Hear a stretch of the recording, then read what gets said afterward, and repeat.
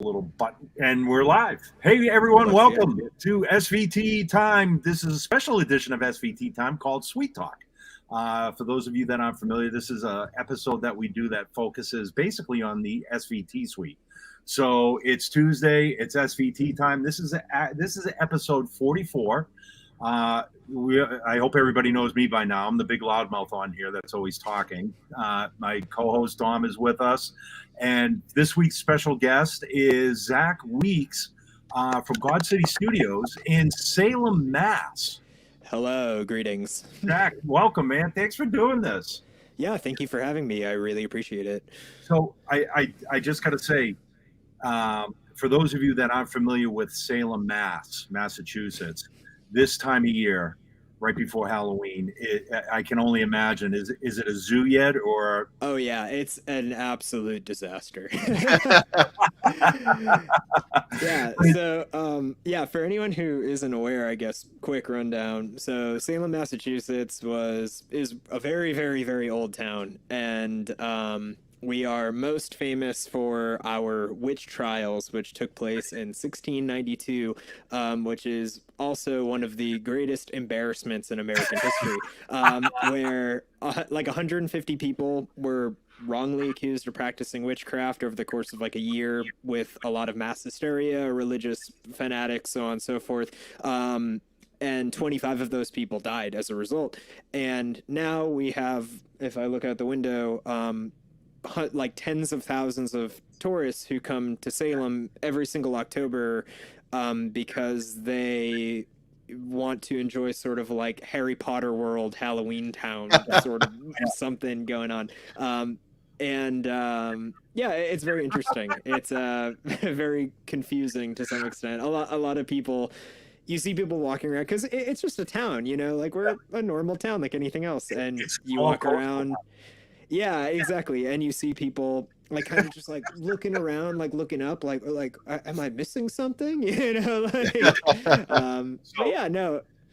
Are there like Hocus Pocus 2 billboards everywhere? So not Hocus Pocus 2, but like you can go to the houses and like areas where they filmed the original Hocus Pocus in like the early 90s. They actually filmed Hocus Pocus 2 completely in Rhode Island and not in Massachusetts at all. So I assume that for fans of that movie, that is a little bit disappointing for them. It's, you know, I will say, I talk about my older daughter, Sam, quite frequently on the show, but sure. She is one of the crazies that you're going to see probably in the next couple of weeks. She's like her. Eventually, she's going to move to Salem, Mass, just because she's an artist and she's totally into that. But yeah, sure.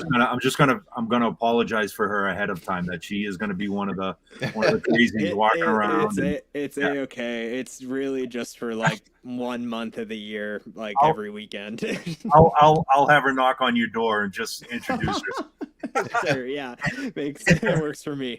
Anyway, Zach, are you from Salem? And also, do you have to have like a built-in, like I feel like the info that you just gave us is very like tour guide, and like if you have a session, you have to like include that in your info.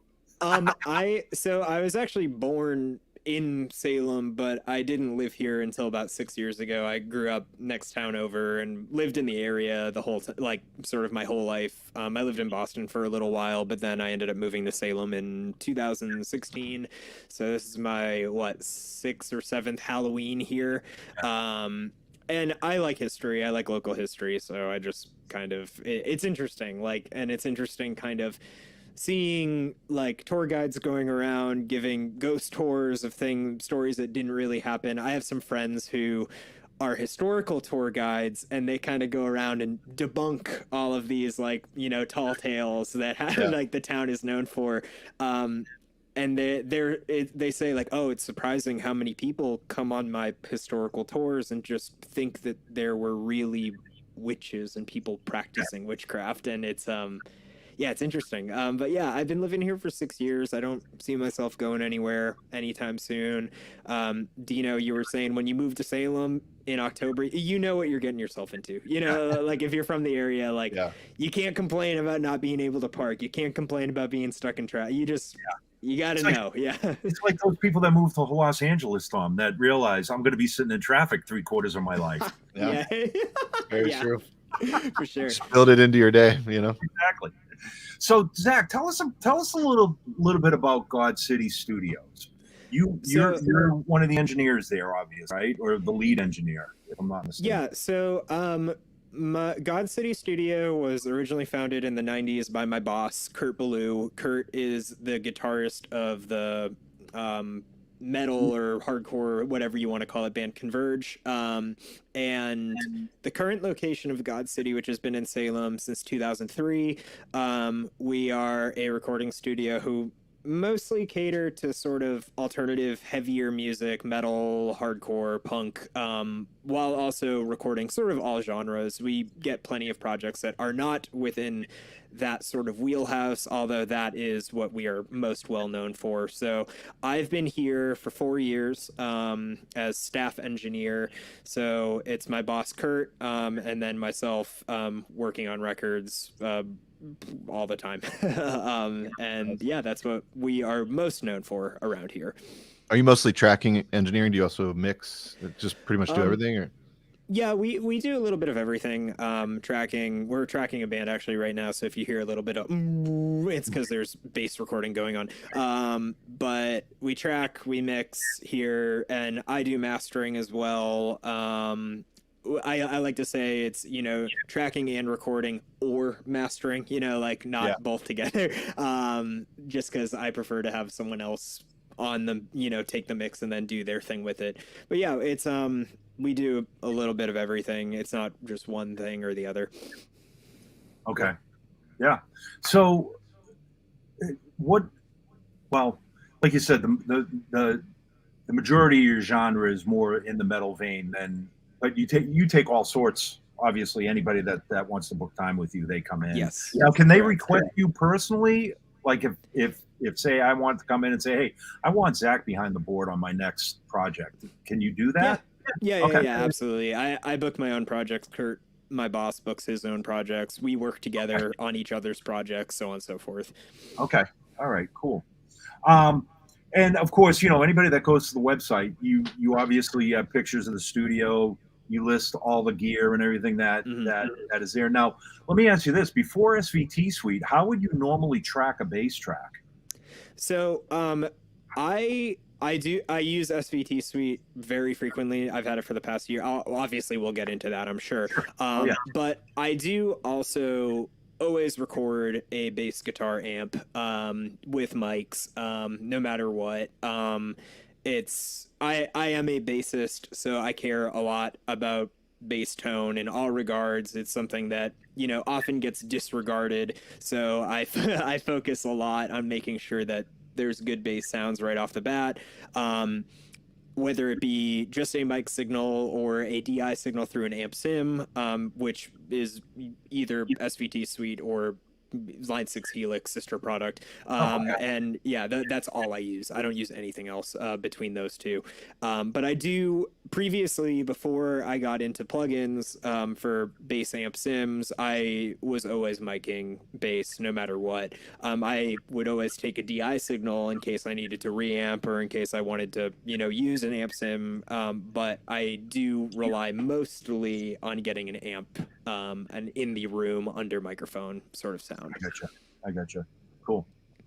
Yeah. Do you how much I would say of the over, I mean, kind of get into this with the cab view and everything, but like in a real world situation, are you typically including a lot of that room sound in your bass sound? Is it kind of like yeah, absolutely. For things I record myself, I'm at this point it's really dependent on the project, but what I will usually do is sort of 50-50 it between having my actual mic sound and then blend it with a amp sim, SVT Suite or Helix, but usually leaning towards SVT Suite in the past year or so that I've been using it. So I do like usually a blend for, which I'll get into. I have some demo tracks queued up of a mix that I did using both a mic'd cab and SVT Suite, which I'm sure we'll get into eventually. But Yeah, it is really project dependent. There are projects where I just use an amp sim plugin, SVT Suite or Line 6 Helix. Again, usually leaning towards the SVT Suite. If I'm mixing a record that I sorry, if I'm mixing a record that I did not record, and that someone else tracked, whether it be, who knows where, Yeah. and I'm not sold on their bass tone that they got with an amp, or maybe they didn't even record an amp and just recorded a I will immediately go towards a plugin. Whereas previously I would go towards, sending that DI track out to one of my amps, reamping it. Yeah. But the fact that plugins like SVT Suite or Line 6 Helix have come so far in terms of their sound, and really focused on bass sound, and I can be very confident that I'll be able to get the sound I'm looking for out of a plugin for my mix, which is pretty insane because a few years ago I would be like, oh no, absolutely not. Yeah. Yeah. Yeah. Which I got to think, and anybody that knows me on here knows I'm relatively new to using plugins, and I'm the type of guy that will do a million takes rather than just like punch something in, because I do it right here in the studio. But using the plugin, obviously your sound and the mix that you're going to use is dependent on the tune, and dependent on what other instruments are being played on the tune. So I would imagine using the plugin is going to be really convenient in that it's like, rather than having to get up and re-mic something, or let's try this mic on this amplifier, at the click of a mouse, you can say, all right, I want the SVT with this setting, with this microphone on this type of cabinet, and that at least gets you in the ballpark, right? I would Yes, think. absolutely. It's super convenient, especially when, like what you described, when you're working with a group or a project where there is it requires a different tone for every song. Yeah. Most of the time when I'm tracking, because you were saying you do, multiple takes, I record in Pro Tools, and I will treat Pro Tools sort of like an over glorified tape machine, and just kind of work on one track and punch as we go, whether it be, need to do part by part with tracking, or if it's record a whole track, go back and assess certain sections. And I kind of, if I'm recording an entire album or record, I'll do everything in one long session, and then mix from that one long session. But other times, like what you described, different songs need completely different feel and completely different mix, likewise completely different tones, and having a plugin like SVT Suite makes that so easy when you need to, like, if you want a completely clean tone, if you want a really gross overdriven tone, and you don't want to make multiple different tracks for multiple different amps or multiple, it's just all right there at quite literally the click of a mouse. Yeah. How did you hear about SVT Suite, by the way? I know we were actually brought together by Scott Marceau, our Yamaha rep. Yeah, exactly. So Scott is the one who turned me on to SVT Suite. He got in touch with me about a year ago or so. I think that must have been shortly after it came out. And he said, hey, you should really try this plugin. Like, I know you're using the Helix stuff. Like, you should check this out. I think you're going to really like it a lot. And I do really like it a lot. So he's the one who turned me on to it. So he's awesome. He's the best. Yeah, Scott. I obviously we work together, so I have a weekly meeting with Scott, and he's always like, "Hey, do you mind if I turn this person on to this?" It's mostly SVT Suite. So, anyways, I'm glad this all came together, because this is the whole purpose of the SVT Suite is to kind of make people's lives in the studio a little bit easier. And in my case, I love it because, I can literally, I could sit in my studio and go, I wonder what an 810 with a 414 would sound like. Yeah. And you know what I mean? Whereas I'm not going to go out and spend $1,000 on a 414 and try and record that. Sure. So anyways. Yeah, it's actually like for bassists starting out too, it's really educational, or producers or engineers or whatever, because you get to learn like exactly what you're saying, Dino, like what does that mic sound like in this position, and vice versa. And yeah, no, totally. To piggyback off of that, like, I think that, engineers or producers or bassists who are, starting out, or maybe don't have a lot of experience with amplifiers hands-on, like really do think that, not just as a bassist, that bass tone really takes a back seat a lot in recordings, and people think like, oh, like I'll just plug into the bass amp and this is what I get, or I'll use, you know, a SansAmp pedal or something and that's my tone. Whereas there really are so many different bass tones out of different amps, different cab combinations that are, you know, a night and day. Like a thing I really like about the SVT Suite plugin is the inclusion of the square back cab, or I've always called them flatbacks. And those are my favorite recording cabs of all time. Like actually of all time, my favorite recording bass cab. I've owned about 4 of them over the years, and I got they kept kind of coming and going because I didn't have space to store an 810, so on and so forth. And I finally got another one about a year or 2 ago, and I said, okay, this is it. I'm not getting rid of it.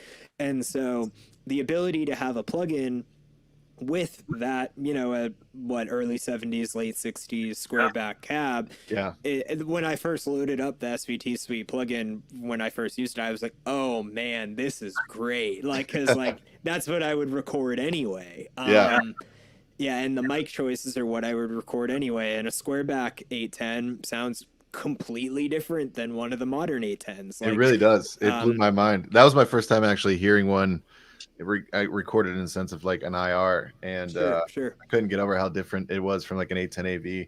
Yeah, Dom, exactly. You were actually very instrumental in making sure that we got a square back, like physically got a square back from, was it Lon Cohen? No, it was I'm going to look it up real quick because I don't want to get his name wrong. One of our good friends, Ryan. Dom was instrumental in making sure we got that from in LA. So that Gus Seifert, I believe, is his last name, but he donated his personal squareback 810 to us to shoot for IRs, and obviously we gave it back to him. But it was very, very nice of him to let us use that. So thanks, Gus. It was really, really cool. So okay, I was going to ask you, like, what were your maybe top 2 or top 3 customer delight moments from opening the suite and being like, wow, they have that too. So obviously the square back in the mics. Was there anything else that hit you of like, well, this is like a little bit beyond what other plugins have?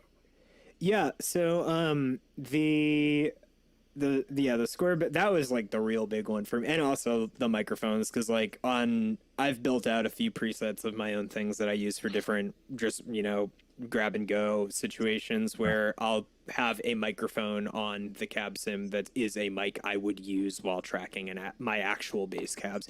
But I think another thing I really like about, I have the SVT Suite open right in front of me right now. Another thing I really like about it is the fact that you have different pedal choices and you can organize them in a different order with a really nice graphic user interface. I almost always use a compressor right at the front end of my bass chain, and being able to take a compressor pedal, the Ampeg Optocomp, and put it first thing in my chain is huge, because that's just what I like to do. Whereas other amp sims I had used in the past, you didn't have as much flexibility in terms of where you placed effects or processing before your amplifier.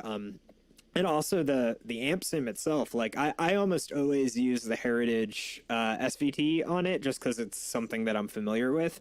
And the fact that you can adjust the bias and the hum, ripple and such on the back, like that's such a cool like situation, because you can actually get a little bit of hum for that sort of, you know, more further realistic sound. If you really want to make a convincing bass sound, it's there, and it works. It's cool. It's awesome. And those are some features right off the bat where I was like, oh, this is really cool. Like, this is a really cool situation. And the fact that aside from the built-in cabinets that come with the plugin, you can load your own IRs, which I haven't actually tried to do. I haven't needed to, because I like the ones that are included so much. But if I ever wanted to try that, that would be awesome as well.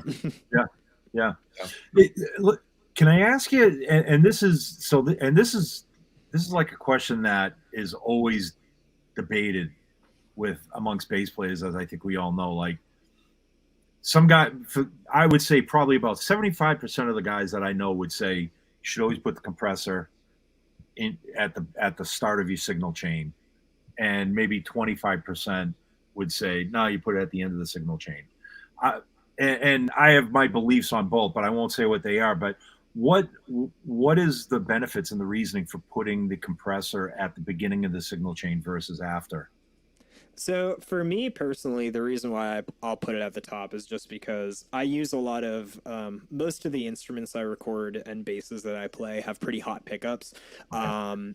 So when you're laying into it with a pick and you really get sort of those like hard transients on a string, especially a low string, I like using a compressor to just kind of dull those down and make sure that my low end is not necessarily overpowering, any higher notes that I would have to get out of a higher string. And also, I like the Opticomp in the SVT Suite plugin because it has a blend on it. I don't really love running a compressor at 100% that early in the chain because I don't want it to sort of squash my direct input from the bass. Okay. And I do also, when I'm mixing, I will put a compressor after my recorded bass tone, including, the SVT Suite, if that's what I'm using. I'll, during mixing, have a compressor going again, but being able to sort of control what goes into the amp first and foremost is huge for me. And I used to experiment with putting compressors in other places in a pedal chain. I've had, a bunch of actual Ampeg amps over the years. One of my favorites was an SVT2 from the 80s, the non-pro, and that had an effects loop. So I would put a DBX 160A in the effects loop, and that was really cool and useful. But then I started, either putting that or other compressors in front of everything, and it just worked better for my intended purposes. Yeah. Gotcha. Okay. Yeah, no, I got you. That makes perfect sense. Yeah, it's and the nice thing about the Opticomp is the actual pedal itself. It's actually it's a true optical compressor. There's an optic circuit in there that triggers the compression circuit. So sure, and that's what the plugin was modeled after as well. So yeah, sure. And optical compressors are one of my favorites for bass. So it works great. Is it now? I mean, again, my reasoning why I like that particular compressor is, and people will ask me, especially guys that are just kind of getting into compressor pedals, and my definition of a good compressor is you shouldn't know it's working. Yeah, like, sure. You shouldn't be able to feel it working, other than unless you're really, really digging in. Yeah. And activating. So, I don't know. What are your thoughts on that? Oh no, I agree. Especially a compressor like first thing in your chain out of a bass before the amplifier. That's exactly what I'm looking for. Coming after a recorded signal during mixing, I do usually grab a compressor that has a bit more color rather than something super utilitarian. But if I'm like going straight into the amp, either during recording or in SVT Suite, I want it to be, it's like not its own thing. I want it to be pretty transparent because at my main goal for it in that context is to sort of chill out or tame the actual sound of the musical instrument before it hits an amp, like just kind of to control it. Yeah. What do you and I don't have the list up in front of me, but what do you have for bass amps in the studio currently that you've been using? So most of the amps that we have right now have been there for a minute and are kind of mainstays.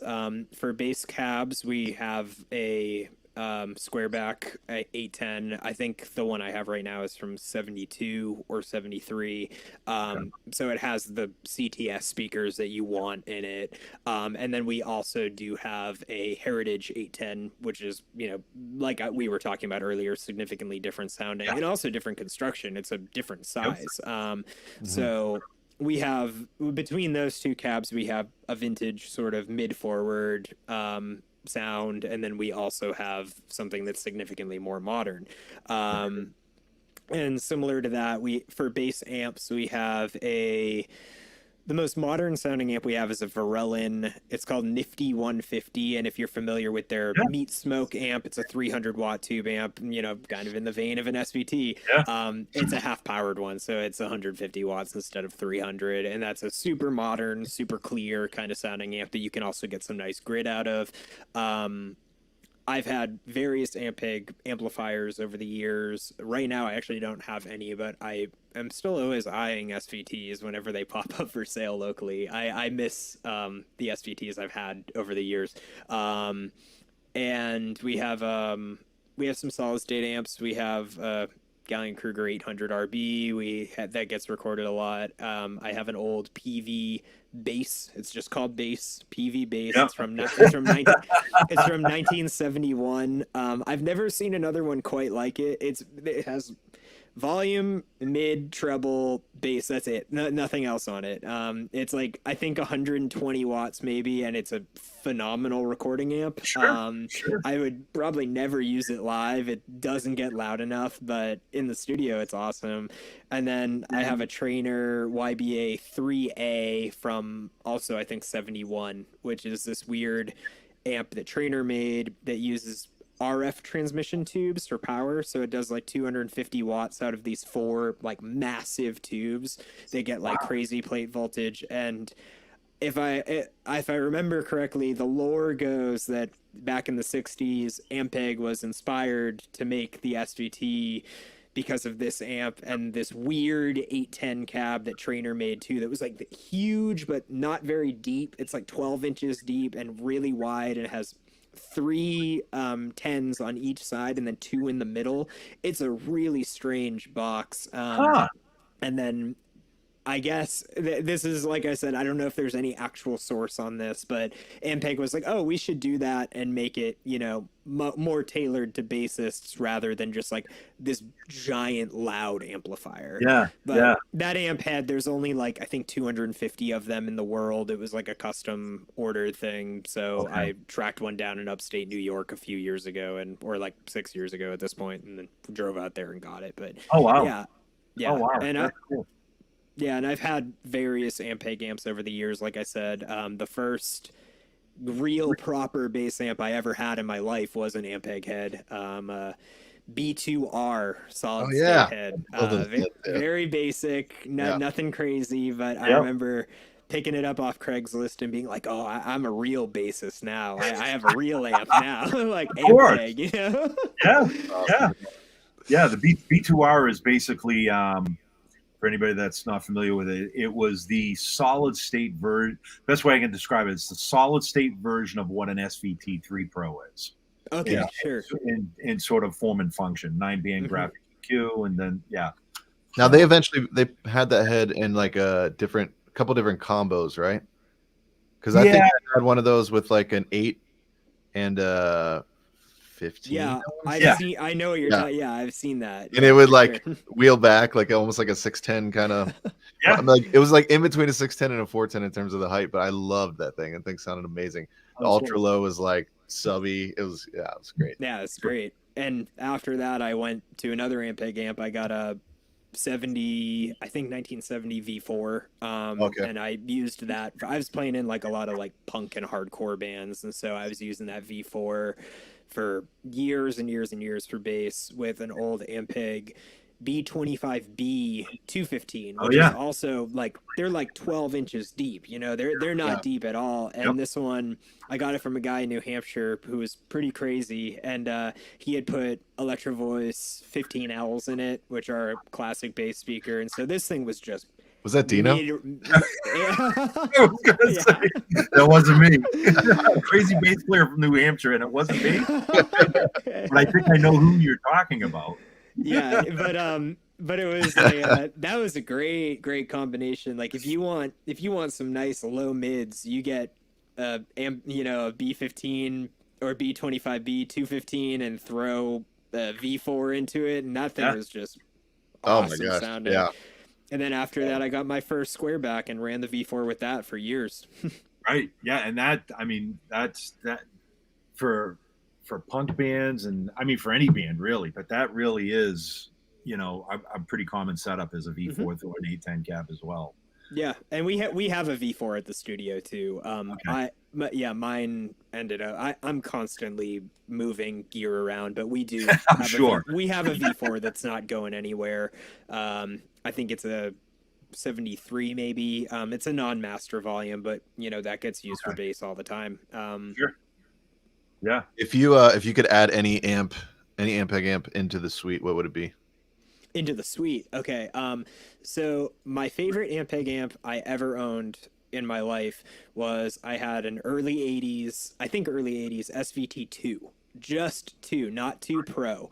And so I think you only made them for a few years. And so from what I gathered looking at schematics, because I repair amps too, is the SVT 2, just regular, was Yep. close to a 70s SVT or to the MTI SVT. It doesn't have a master volume. It doesn't have the same controls as the SVT CL or SVT2 Pro. It's much more in line with a vintage SVT, but also has a graphic EQ, has easily adjustable bias, has an effects loop. It's this massive rack mount thing. It's super deep, weighs so much. And I had it, and it had old Philips ECG 6550s in it, and this thing was it was the best SVT I've ever used. And I've worked out of studios in the past that had early 70s SVTs, had black line, blue line ones. And which are phenomenal. I love them, and I love the fact that there's the Heritage SVT in this plugin, because it's what I would use if I was at a studio that had that's if that was their bass amp selection, that's what I would use immediately. But this SVT2 that I had from the 80s was my favorite Ampeg amp I've had, and I've had a bunch. And if that was in the suite, SVT suite, That's I'd be cool. like, yeah, that'd be end all be all for me personally. Nice. Dino, can you find it? You almost finding it? Yeah. So the SVT2 was made from, according to the book here, was made from beginning of '89 to the end of '94. Oh, okay. And I had that same amp. I had a 2. Okay, sure.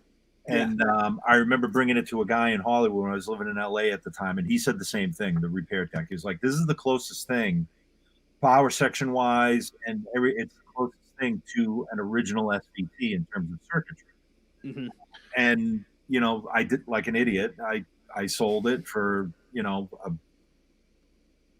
Harley. it was just, no. You know what it was? At the time, I sold it because I had gotten one of the first classic CLs from St. Music at the time.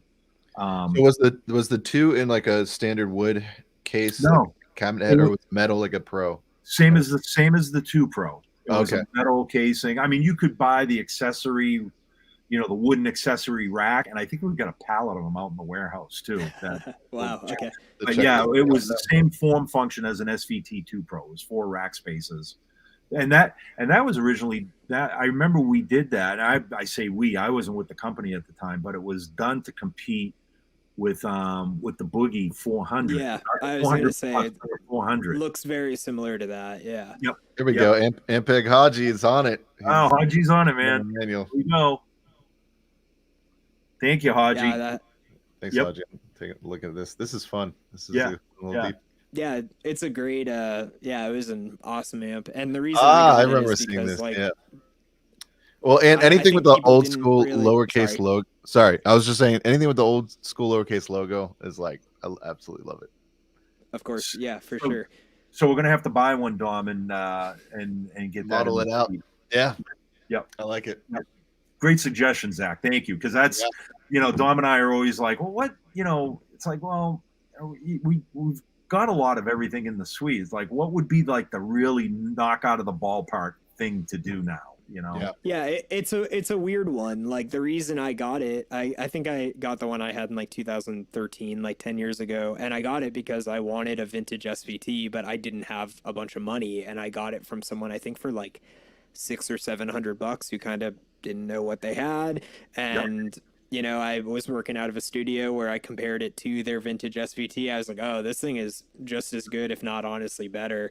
And because the addition of the graphic EQ is extraordinarily useful all in one box. So Sure. if you want, here I am spoiling it for everyone if people haven't caught on yet. I haven't checked prices on those in a while, but yeah, if you want to, I guess, vintage SVT with a graph on it, like it's like, oh, cool, modern conveniences in addition to the old tone. Yeah, no, people are hip to that. They're like, that's, if you look around the message boards and whatnot, everybody kind of says, like, if you can find an old Roman numeral 2, not the 2 Pro, but a Roman numeral 2. Yeah. That's the amp to look for. So yeah. So I got to ask you, do you ever get into a situation? Well, first of all, I'm assuming you have outside producers come in to produce bands in the studio. We actually don't. Okay. It's either just me or just my boss Kurt, and that's pretty much it.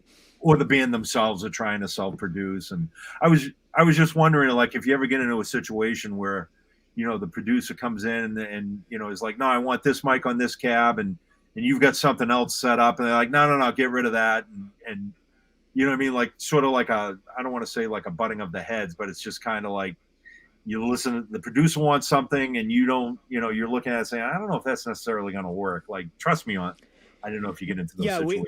We definitely get bands or clients in who have, sort of a very clear vision of what they want or what they think they want. And, I obviously want to respect everyone's opinion while working with them. And it's not even a matter of compromise. It just is what it is. It's like, you want to give your client what they want. You want to make sure not just they're happy, but, that everything works out best so that they can make the best record at the end of the day. So being able to go in and say, like, hey, like, I know this is kind of the sound you're looking for, but maybe we should try this, I know you kind of want like a modern bassy sound, like for, metal or hardcore music, but let's try this old square back cab from 73 and this head from 71. I think you'll be surprised at what it does. Or even a blend of the two. So like I was saying at the beginning of our conversation, a great thing about SVT Suite is I'll record a mic'd up bass amp and get a completely different sound than what I would process the DI with after, and I blend the two. It's almost like recording 2 amps, so it's best of both worlds. Like I'll either, for one or the other, get like sort of a more modern tone out of one, whether it be the mic or the plug-in, and then get a more vintage, mid-forward tone, either the mic or the plug-in, and then mix them both together, and you get something great to work with. I got to tell you that, you're obviously 3 bass players here, but it's like when I know there's a bass player, whether it's a live gig or in the studio, if I know there's a bass player behind the desk, it's just kind of like, because I almost go in like with my gloves on, like, all right, you're not going to give me the DOD DI. Yeah, it's like. I was just about to say, if there is, especially live, by the DI that they hand you. That's you care. Okay. The last gig I did, it was a big show, and front of house guy comes in, and he's got these thousands of dollars of mics for the drum kit, with clamps and like, oh no, I got this mic specifically for the snare and this mic specifically, and then he hands me a DOD DI. And I'm like, wait a second, dude. You got like $1,000 worth of mics on the drum kit. You're going to hand me a $20 DI? It's like, no. I pulled out my a literal $20 DI too. Literally like an actual $20 DI. Yeah. So you don't even have like a Countryman or anything like that. Right. That's so funny. I pulled out my SVT DI, and I had a Beta 52 in my bag. I said, no, we're going to run 2 tracks of bass tonight. And he's like, "Oh, you're the boss." I'm not the boss. He's the boss, but I'm just saying, like, you're not going to put me in a $20 DI. Come on. Yeah, totally. Yeah, when I play live, or I don't really play live too much anymore, but I do every once in a while, either with groups I'm associated with or filling in for, and I use a Line 6 HX Stomp XL unit, and I just send that straight to front of house, and I have my SVT dialed in as my main amp on that, and then I'll run the effects send out after the amp head. So in this case, most cases I'm using the SVT amp model in that into the effects loop of an amp on stage just for stage volume. So I have exactly the tone that I want on stage monitoring, and then front of house ends up with my dialed exactly what I want dialed in. Yeah. So great suggestion. Yeah. Also, and I use Dino and I both use HX Stomp a ton. I actually worked on all the Helix products before moving over to Ampeg, and so I will never ever bash a Helix product ever because they're absolutely phenomenal. They're perfect. But I do want to. They're excellent. They're excellent. I do want to clarify because a lot of people get confused.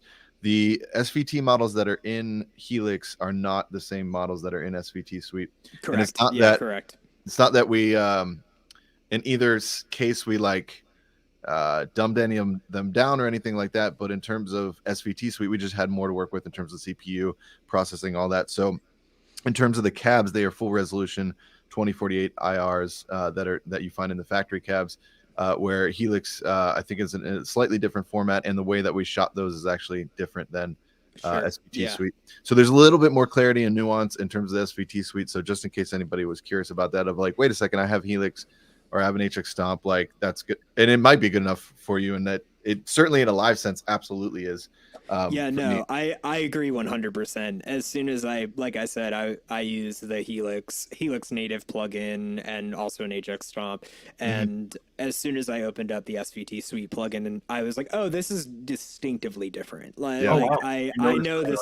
I noticed a different. I think the Helix SVT IRs or any of the bass stuff is phenomenal. It's like the best I've ever used in like a all-in-one sort of amp sim situation. But opening the SVT Suite and being like, oh, there's like something a little more here, which for studio use is huge. Like it's huge. It really does sound like an Ampeg amplifier. I can really dial it in to do what I would want a real amp to do. So that's cool.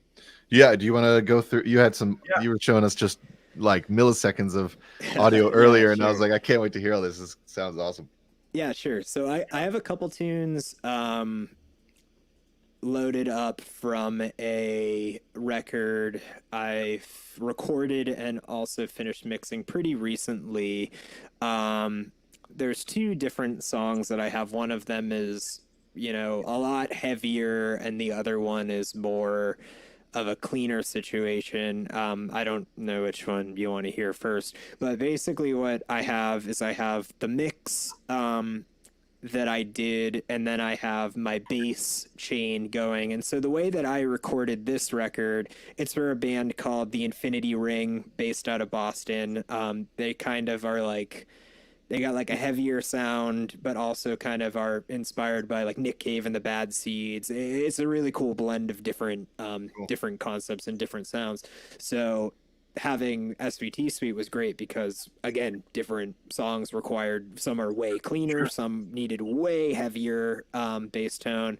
And what I did for this record was I recorded one bass amp across the board with microphones, dialed in my sort of album bass tone while recording the band with mics on a bass cab. And then after that, I took the dry DI signal that I also recorded simultaneously, and I have it going through SVT Suite to get a completely different sound than the one I captured with actual microphones. Okay, cool. So you're gonna AB? Is that what you're planning on doing? So what I'll do, if does this make sense, I can play sort of the whole track, like for a little bit, like 10 or 20 seconds for context, and then I can isolate the bass track, and then isolate both the mic'd amp and then the SVT Suite amp to kind of, and then show the blend of them together. In terms of because it made a huge difference while mixing the record. So I'm gonna start with the heavier song. It's like really just kind of drawn out hits. I actually played bass on this one, like some session work, so that's part of the reason why I'm playing it, because I'm familiar with what I'm getting myself into. So yeah, I'll just hit play, and you should be able to hear me talking, but it might be kind of quiet. I won't do It's this alright. for too long. Maybe just like, I'll play 20 seconds of the full song and then like 20 seconds of the bass and then isolate them Okay. as further. Okay, so here we go. Maybe. All right, cool.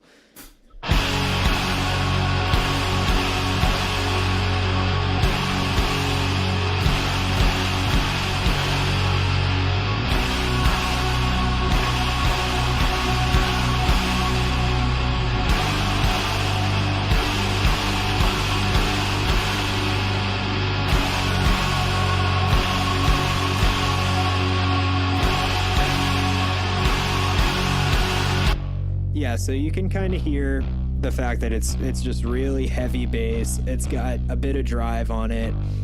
What I'm playing right this second is both the bass, the mic signal, in addition to the DI being processed with SVT Suite. Okay. So this is both of them. Can you hear me talking okay? In addition to the bass tone? Okay, so it's kind of just this droney thing, this same part over and over and over again. And so I'm going to solo right now, this is the mic on the cab with nothing else going on. It's kind of, a little bit scooped in the mid-range, sort of more subdued top-end presence, but getting a lot of sort of low and low mids that's filling out that section of the mix in that regard. And then I'm going to switch over to the SVT Suite. So here's my dry DI. Just, it sounds terrible because it's dry DI. I'm going to restart the tune. And then I'll kick on SVT Suite. And what I have going on here is I have the Optocomp running pretty hot to just get pretty much every single note that's being played just super flat transient on purpose. Like, I don't really want a lot of articulation because the mic on the proper bass amp is already doing that. And then I have the scrambler bass overdrive immediately following that with the blend at right about 12 o'clock, so 50-50 on the blend on both the compressor and the overdrive. And then that's hitting the Heritage Anniversary SVT, getting a lot of drive out of that in addition, because that's what I wanted. And then those are hitting 2 of the square back 810s. One of them, I'll stop it for a sec. So one of the square back 810s has a 4038 Coles ribbon mic on it, which is just, I like the model of these a lot because that's a mic that I would kind of be afraid to put on a real bass cab just because it's a ribbon and they're expensive and fragile. We have a couple of them at the studio, but they have this amazing low end response, and so being able to use that in this plugin is great because it's something that I would maybe not do in real life. And then I just have the condenser 47, so I assume it's like a U47 FET sort of situation, on a second SVT squareback, and I'm blending them 50-50. They're both pretty much exactly the same. The condenser one, doing a low cut at about 60 hertz so that you get more mid-range out of it. And so, like I was saying, this SVT Suite DI tone that I have going on is really mid, really clear in the top end, while also just having these super flattened transients. So when I blend them together, I just get like good low end, but then also articulation of the notes that you're hearing. It's not getting lost. The mids are still there. And as a bassist who's sort of making, typically heavier sounds or like whatever, I really like mid-range a lot. I really, really like a very decent amount of mid-range on my bass sound. I want the bass to cut through. When I record bass, in the context of like, a rock band that's like drums and guitar and bass, I actually record bass last. And a lot of people record drums, bass, and then guitar. The reason I record bass last is because I want to shape a bass tone around what the guitar tone is doing so that it doesn't get lost. It doesn't get neglected to just be low end and scooped mids and the guitar taking up all the space in the mix. I really want to make sure bass guitar is just as audible as guitar, and like they all sort of work together in context. So that's why I record bass last, and that's exactly what I did here with the mic'd bass signal in addition to the SVT Suite processed one, is just to take these big heavy guitars that are there and make sure there's a big heavy bass that supplements it rather than just sort of lays down underneath it.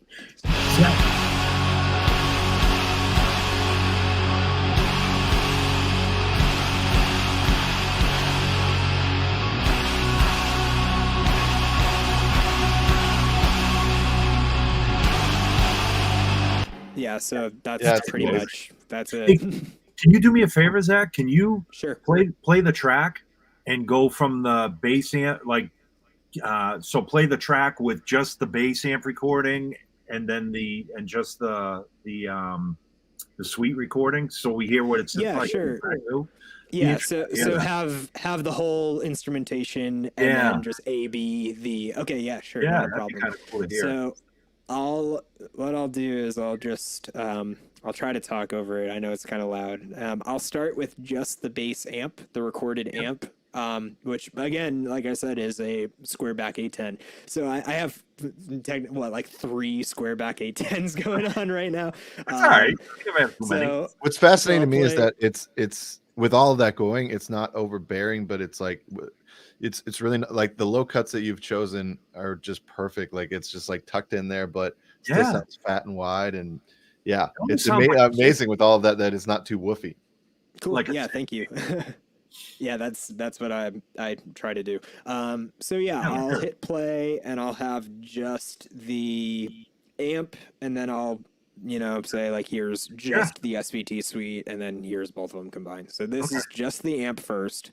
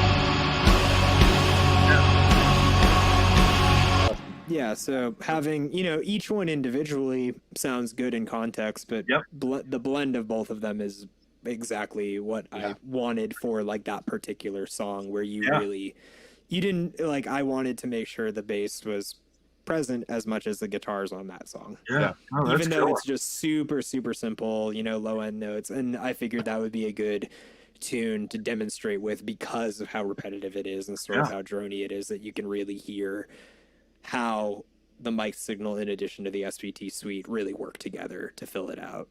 Really now cool. Those on the 2 square backs that you're using with SVT Suite, are you using a lot of rooms, like the same room sound or room level rather on both? So I'm using the on the room mic situation. I'm actually just have room mic dialed in on one of the 2, and it's just a 414 on the room mic, and I have the room mic at about -12 decibel, so it's there, but it's not super loud. Whereas my mic'd bass tone, I didn't use a room mic at all. Sometimes I will, depending on the record, but I just didn't on this. So being able, I'm glad you brought that up, because having the room mic option in SVT Suite, it was like, oh, here's something I didn't record that maybe I wish I did. Now I can put it in. And because I'm using, on this mix specifically, it is 50-50 SVT Suite and then mic amp. It's exactly 50-50 actually. Nice. And so having that room mic option is cool for that as well. Last question was, if you, let's see here if I can show it. Like a lot of people don't know that the SVT DI is right here to be used. Yes, Do you use that typically in your presets? I don't usually use it. On this one I actually am using it. It's funny that you mentioned that. So yeah, I have that on. The saturation I have cranked. I have the actual level of the DI pretty low. Okay. And then the output level at like -6 dB, but I do have it in there just a little bit as that blend. Nice. Which is not something I would normally do. But for this record, it just kind of made sense in context. And Yeah. I think I was honestly just kind of fooling around with knobs just to, see what it did and see if I could make it work. And then as soon as I was listening back while mixing, I was like, oh, this is working for this song and for this record. So I'm going to leave it in. That's great. I love how these look too next to each other. It's amazing. Right? Like I say, you can never have too many 810 cabs. Yeah. At one point, I had two squarebacks at the same time, and then I had two squarebacks and an SVT 810, or the AV 810, I think. And I was just like, this is way too much. I had nowhere to put three 810s. In the studio you're recording, or were you playing live with those? At that point, I was playing live and recording. I was doing both. I was almost always recording the squareback. I didn't really record the 810. The modern 810 I had at that point in time was totally destroyed. So it was a touring cab, throw it in the van and go. Works perfect, can rely on it no matter what, but like it was in terrible condition. And that was my live cab when I decided like, hey, these squarebacks are kind of rare, and like I don't want to blow these speakers because they're only like 240 watts, so maybe I should stop bringing these on the road. Yeah. Not to mention they're gargantuan. Yeah, and they're very, very difficult to move around. Yeah. I actually sorry, go ahead. I was going to say I've got a buddy in Indiana that's actually selling an original full rig, two squarebacks with both of them with a head on top. Yeah. So yeah, it's crazy that doesn't want to move you anymore. Had to purchase the SVT. Yeah.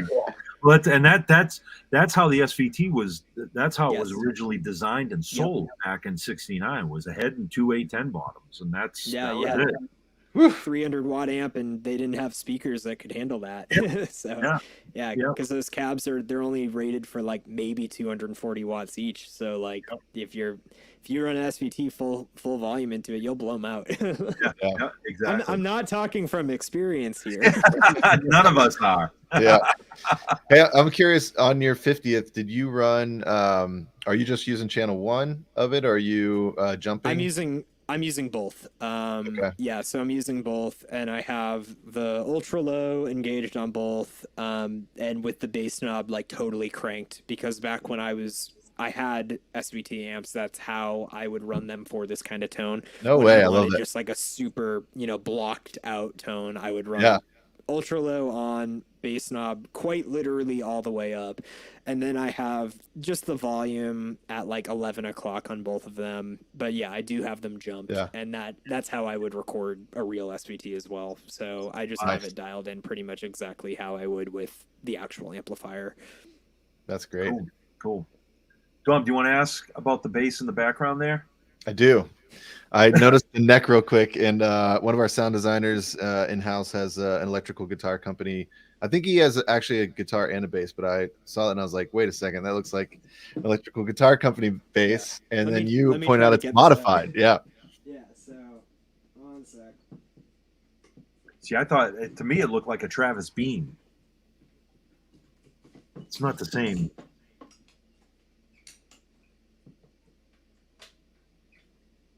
Wow. I'm getting a kick out of Bronco. Guitar stands, am I right? Yeah, so I mean, you're not wrong about Travis Bean, because Electrical Guitar Company, the company that makes this neck, they have the rights to manufacture Travis Beans currently. So if you were to buy a new Travis Bean, they're the people making it.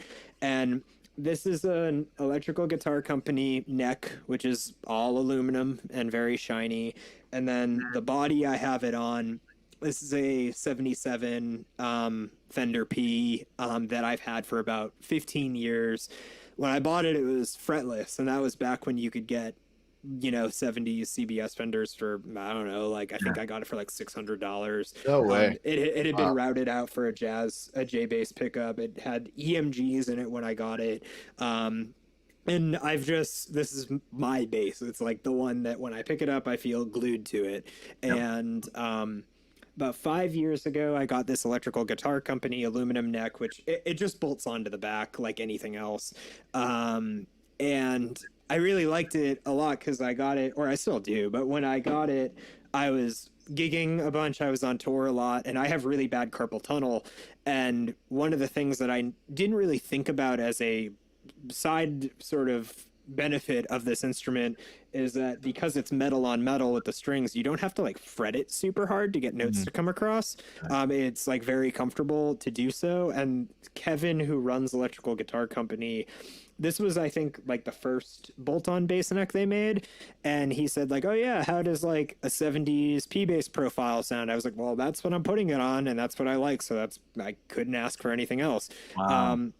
But yeah, the thing I like about them is they just sustain like crazy. Like anyone who's played an EGC or like a Travis Bean, like you hit a note and on bass you like sustain, Yeah. and you'll hit a note and it'll just keep ringing. And this body is ash, so this thing weighs like 20 pounds. This is like the heaviest musical instrument in the world.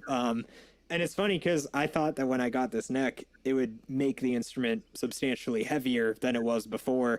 And it really isn't, because the ash, like CBS Fender body, is just dead weight, dead weight. Like, so it cancels out any sort. No, there's no dive at all. You don't have to worry about that.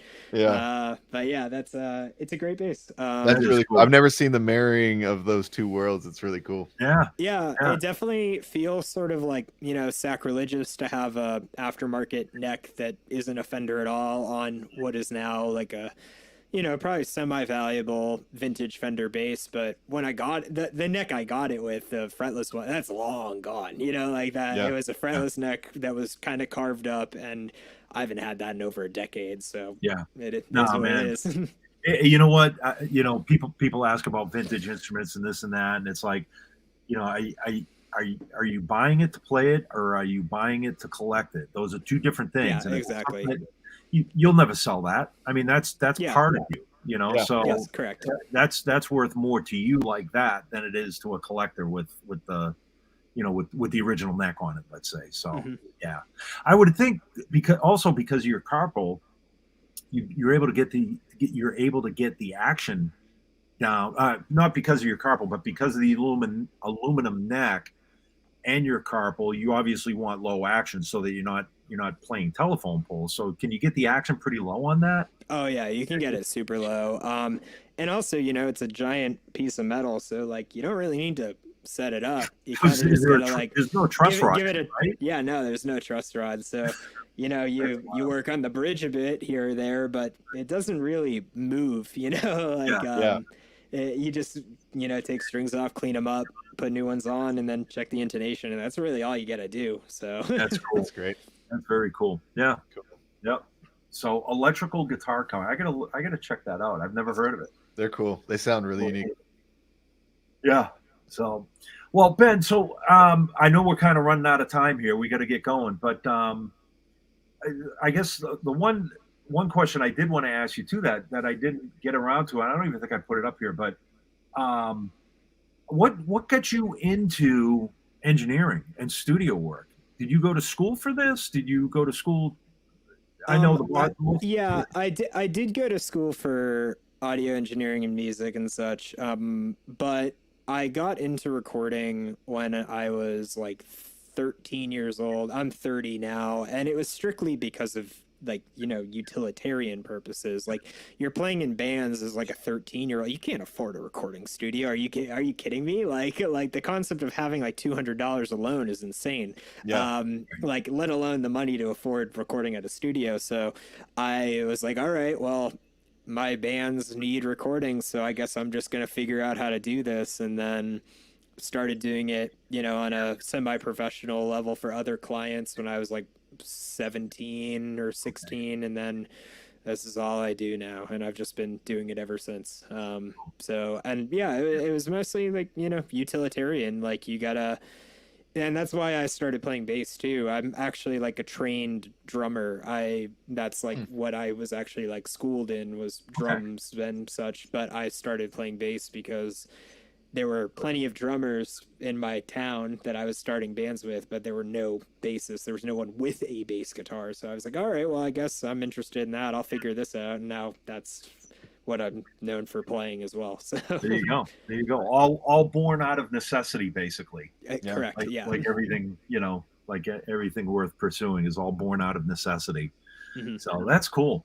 I'm gonna put the URL back up. So for anybody that's watching, they want to get in touch with Zach. Can they get in touch with you through God City? They can get in touch with me through that website. I'm also gonna just send you in this chat really quick my own website.